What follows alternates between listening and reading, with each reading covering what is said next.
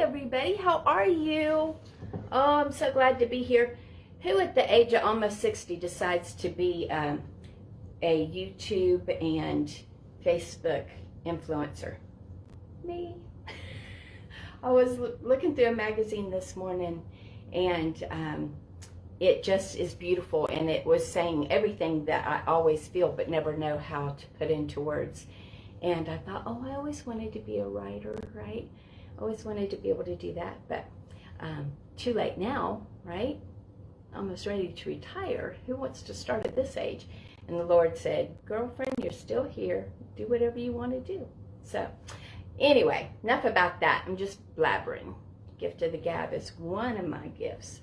So hi, everybody. I'm Karen. Welcome to Heart of the Home. So glad you are here. I had a Heart of the Home blog many years ago, and it was very successful and very helpful. So I thought, you know what, I'm going to start it up again. So I have a YouTube page. I haven't really published it yet, getting it going, but I did go ahead and push the button on the Heart of the Home Facebook page. So I'm here. Where are you? I hope you'll join me. Today, I wanted to talk about right fighters. They always win, or do they?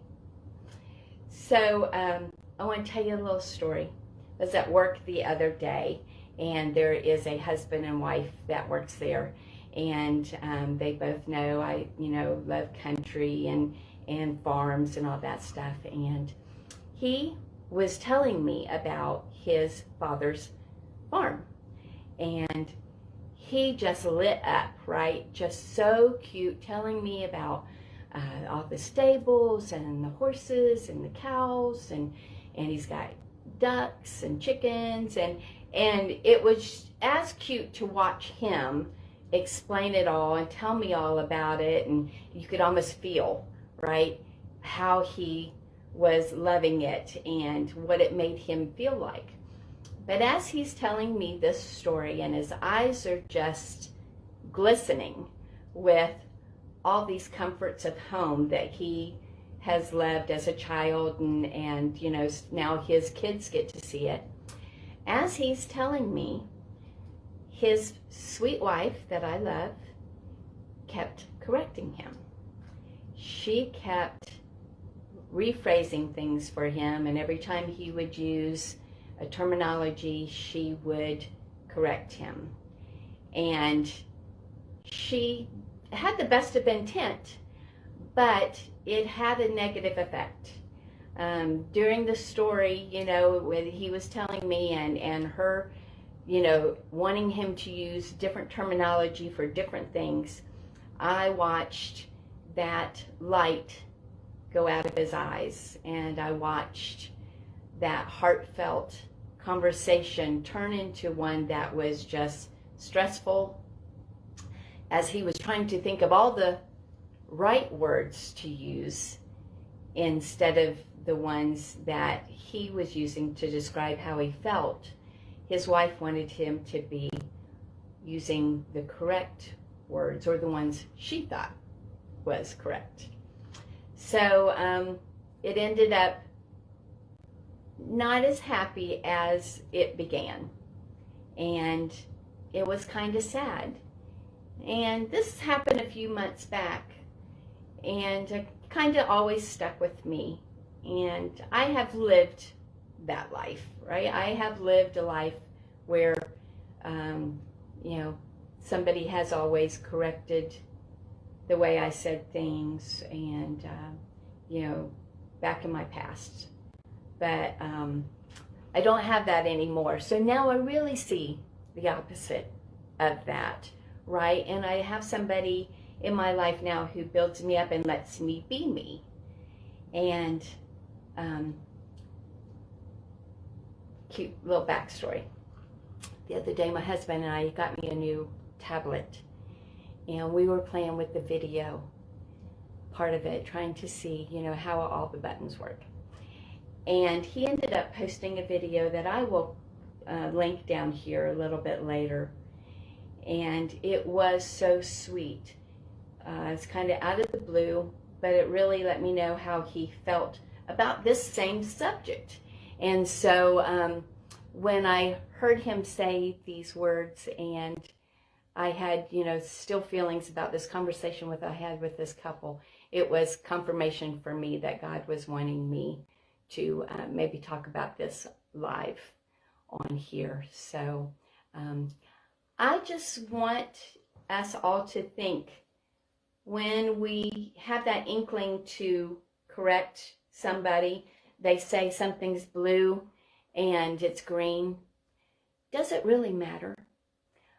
Is correcting them worth removing that glisten in their eye as they're telling a story? Is it going to change the world if you correct them and it says it's green, not blue? No. It's not going to make anything any better because you're right. But it can make things worse. So do you win because you get them to say what you want? Okay. Yeah, maybe you do. But do you really?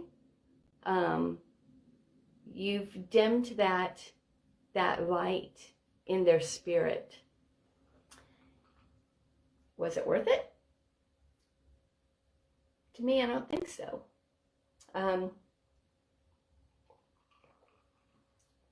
We all have that negative role that plays in our minds all the time, right? I have it, you have it, all of y'all have it. We all do, right?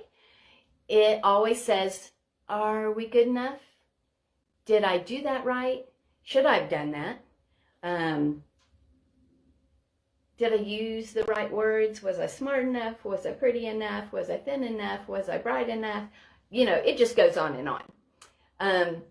So we all have that negative role in our minds that always makes us doubt. When somebody is a right fighter and they're constantly correcting us, correcting you, you add to that negative role. You give confirmation to that negative role. You validate the things that they are saying to themselves all the time that keeps them from living their best life. My goal is to not add to that, but to maybe take out a few sections. And that's why we want to build others up. It did that story about the man telling me about those stables and the farm. I understood what he was saying. I could see it all in his face, right? So her correcting him and making him use different terminology didn't make the story any better. It made it worse. You want to add positive to that role, or at least take away from that negative role that plays in our head. And there are times when, there are factual things that we might have to correct somebody. But if it's something as simple as, was that blue or green, you don't have to be right. Let it stay the color that they said. If it's a way they spoke about it, doesn't matter. It doesn't change the world, doesn't make the world all better if you correct them especially in front of others. So I just want to leave you with this. Throughout your day, we don't need to correct others for things that are not important. Let them be them. Let them use the words that they feel. Let them use the way they want to go through life, and add to their positive role in their head, that verbiage that goes through their head that, my wife or my husband, thinks I'm good at this, or my mom and dad think I'm good at this. Be that person to build up. Don't be the one who snuffs out that light in their eyes and confirms that, that stupid little negative, repetitive role that goes through our mind. Be the person who builds them up and encourages them to be them, not to be you. If you want to use all the correct words and be very precise and everything, that's wonderful. Do that. But don't use your intelligence to make somebody feel not as intelligent. Or is it even intelligence, right? Is it just a habit? Is it just a way of being better than somebody else? I just want to encourage us. If you are a right fighter, you always win, right? Because if you can get somebody to say or feel about something the way you do, you win. But do you really? What did you win? Did you win the fact of putting somebody else down? Did you win the fact of insulting somebody and making them feel less than? Was that worth it? So on that point, I'm going to leave you with the scripture. Ephesians 4:29 says, "Do not let any unwholesome words come out of your mouth, but instead speak words of encouragement to build others up, for them and for those who are listening." So I hope that you enjoyed this live, and I hope that this will build you up, and it will make us all think about how we speak to others and how we build them up, and no more adding to their negative role, but we're just going to build each other up. Lord knows we need it. All right, everybody, have a great Saturday. Thank you so much for joining me. I love it, and I'll see you again. Okay? Bye.